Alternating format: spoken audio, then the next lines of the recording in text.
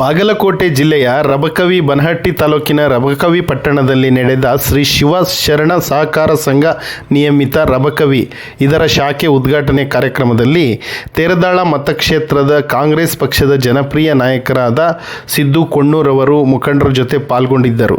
ಇದೇ ಸಂದರ್ಭದಲ್ಲಿ ಬ್ಯಾಂಕಿನ ಸಿಬ್ಬಂದಿಗಳು ಉಪಸ್ಥಿತರಿದ್ದರು. ವರದಿ ಶಾನೂರು ಗೋಲಂಬಾವಿ.